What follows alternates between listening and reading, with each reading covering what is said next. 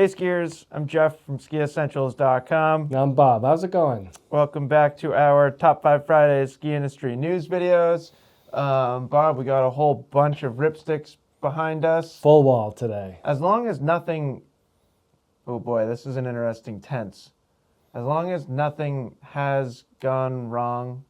Do you know what I'm trying to say? Yeah, the future past. progressive. Yes. Yep. As long as nothing bad happened in that time frame, this will have gone up before this Top 5 Fridays video, so maybe some of you have already seen this, but really exciting, brand new collection of ripsticks for 2025. Yep. Which is not groundbreaking news because we've been talking about it for about a week now. Yeah, and a fun conversation. Yeah, I had a lot of fun going through these. So keep an eye out for that. If you haven't seen that yet, I would encourage you to at least watch the first half of it. Yeah. Learn what's changed. And then we did the 96 video this week too. So there's... Yep, we also have an On Snow Ripstick 96 and 96 Black Edition review that we filmed down at Waterville this week. Why are my sunglasses on? It's bright outside now. It's bright in here too. Yeah. It'd be weird if I wore them though. In other news, we've got more price drops happening. I know I mentioned this last week, and this will just continue to be a theme the remainder of the season. In addition to new price drops, this weekend you're also going to see just like kind of an extra bonus 10% off for anything left over in the outlet. The Sweet. Outlet, if you're not familiar with this, is basically, I guess, speaking to like skis, it's going to be everything 2023 and older. And there's still some good stuff out there. Yeah, and not just like select sizes. Like there are some in like weird select sizes. But I looked through it the other day and was pretty impressed with what we had. Yeah, so. No, there are definitely some skis with like full size runs, and having an extra 10% off, I think is going to create some pretty sweet prices. Yeah, and it's still like early February. Like there's still plenty of time to use that plenty stuff. of ski season left. Yep. We're also going to have 20% off cross-country equipment. Sweet. Yeah. That's awesome. Like, that makes a big difference. Whoever hasn't bought cross-country skis over the past few years. Yeah, right. This is like a chance. Everyone bought cross-country skis during COVID. Yeah. And then we also have 10% off, like kind of same thing, like an extra 10% off complete ski packages. I have always been under the impression that skiers watching Top 5 Fridays are likely not our complete ski package customers, but maybe you know somebody that would be. Yeah, it's all about spreading the word. Recreational skiers, new skiers, budget-conscious skiers, stuff like that. Bob, do you have anything else before we get into the ski industry news? Let's do the news. All right. So first up is our kind of weekly FIS recap. This one's weird because 4 out of 5 races were canceled due to weather issues. We did have a single men's slalom event in Chamonix with no wild results there. Yeah. There were some conversations over the past week happening about skier injuries. Obviously, Michaela Schifrin is injured, and Sofia Gojja also suffered a fracture in her leg during a training crash. Michaela Schifrin had an Instagram post kind of shedding some light on the demanding nature of ski racing and how fatigue can play into these injuries. And I don't really have strong thoughts either way, aside from, yes, skiing is tiring. Yes, also being a professional athlete is also probably tiring. Like the NFL, I thought about in comparison to this. Like they've done a good job over the years at kind of protecting their stars. Yep. You know, putting in rules to protect quarterbacks. Yeah, new helmets, stuff like that. Yeah, all sorts of, even new like injury protocol. Like you get hurt, you go to the tent. Yep.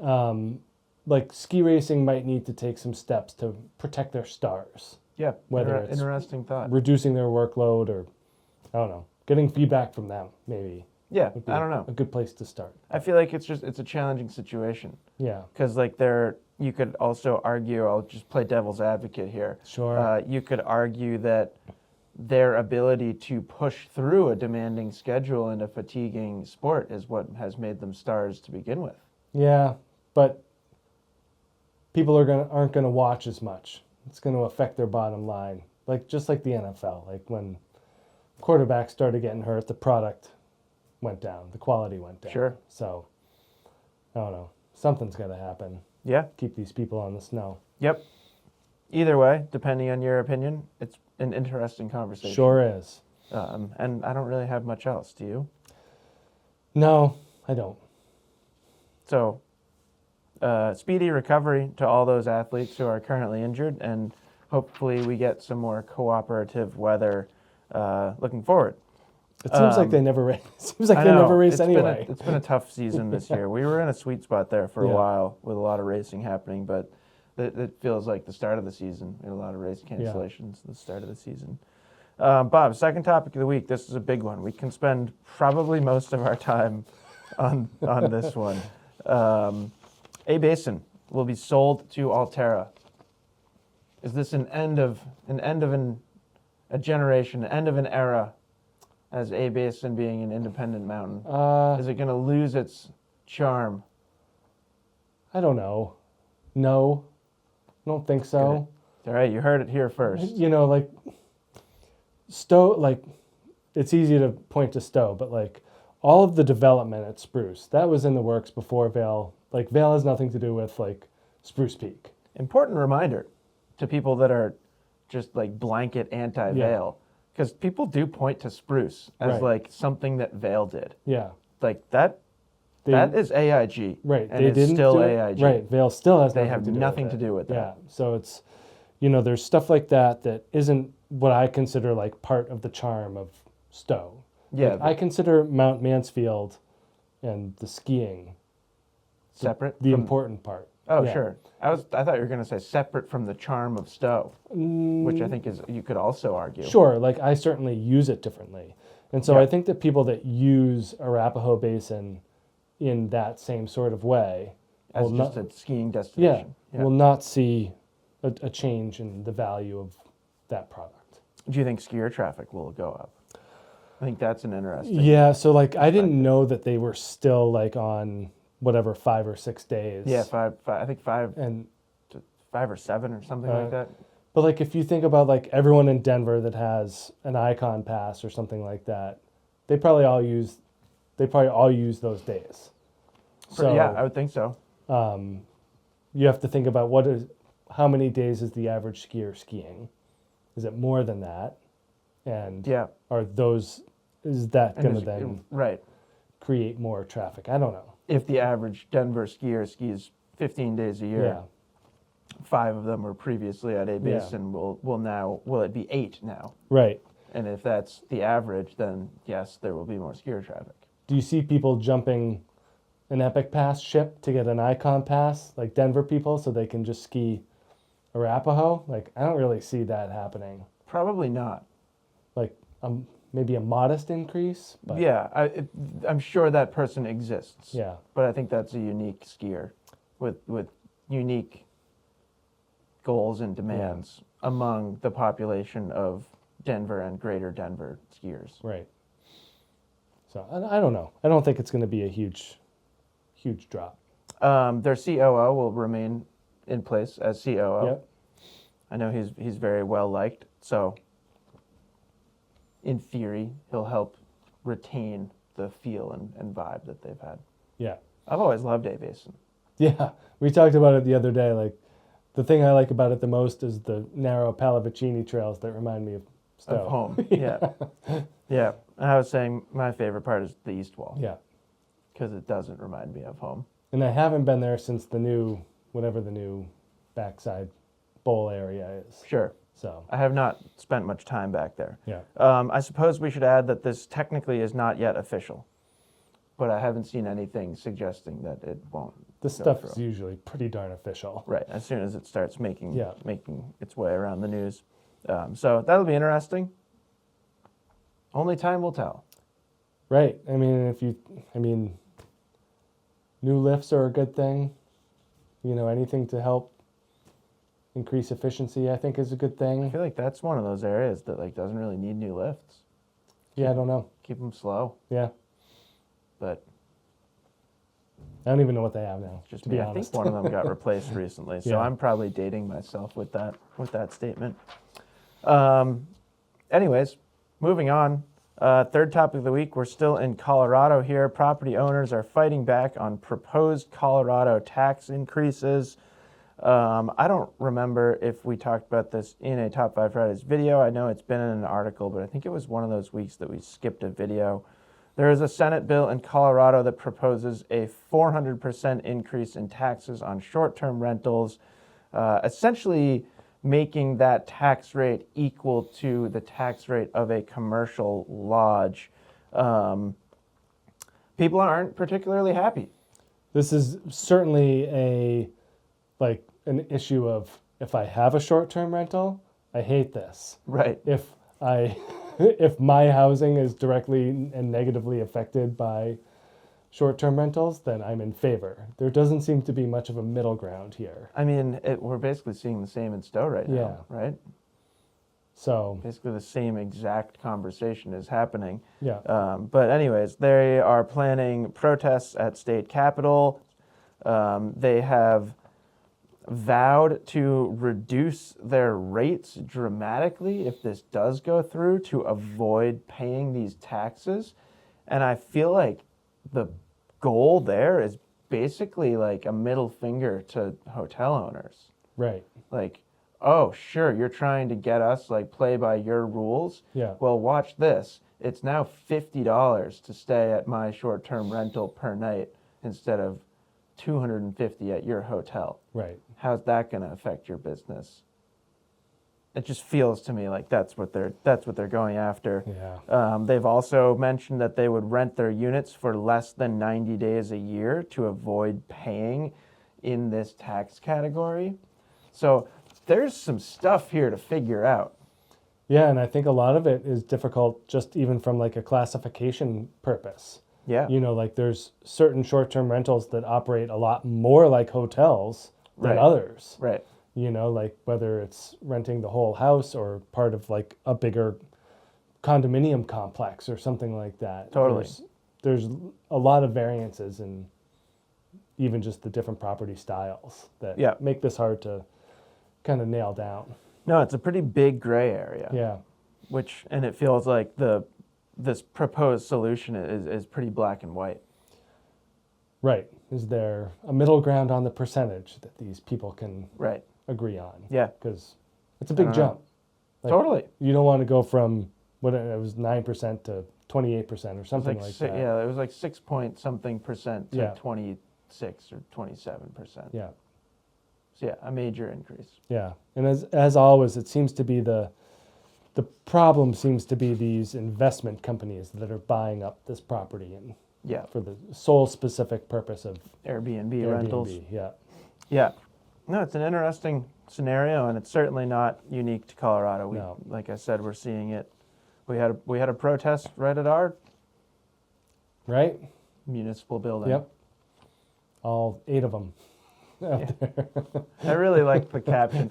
Not to pick sides here at all, but there was some really good journalism there, pointing out the children that had really strong opinions of short-term rental Right. tax rates, like a 7-year-old. Yeah. I'm sure they have formed their own unique, independent opinion of Yeah. short-term rentals. It's not just their parents saying, "Hold this sign." Right. I'm sure that's the scenario. Anyways, so I'll be interested to see what happens here, whether that goes through or not. Yeah. And then last topic of the week, similar theme, I suppose. We have an article from San Francisco Gate on the high cost of skiing. Certainly not news to me that skiing is expensive, but I thought they had some interesting angles here. One pointing out that very likely beginners they kind of saddle the most of that expense. Like skiing is most expensive to a first timer. And then they also pointed out that small local hills aren't necessarily the draw for a lot of skiers. It's really easy to look at ski marketing in general and see Rocky Mountains and blue skies and sitting with your après beer on a deck enjoying a beautiful view, and like those aren't cheap.